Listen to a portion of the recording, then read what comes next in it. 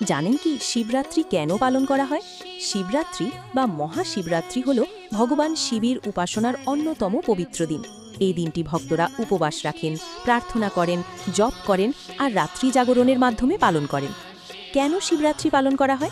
শিবরাত্রি পালনের পেছনে কয়েকটি গুরুত্বপূর্ণ ধর্মীয় বিশ্বাস ও কাহিনী আছে।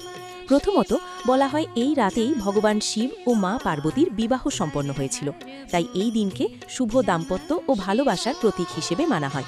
দ্বিতীয়ত, পুরাণ মতে এই রাতেই শিব জ্যোতির্লিঙ্গ রূপে প্রকাশিত হন, অর্থাৎ সৃষ্টির অসীম শক্তি হিসেবে আত্মপ্রকাশ করেন, তাই ভক্তরা শিবলিঙ্গ পূজা করেন।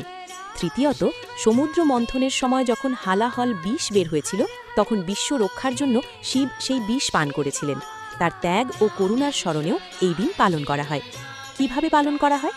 ভক্তরা সাধারণত উপবাস রাখেন, শিবলিঙ্গে জল, দুধ, বেলপাতা অর্পণ করেন, ওম নমঃ শিবায় জপ করেন, রাতভর জাগরণ ও ভজন করেন।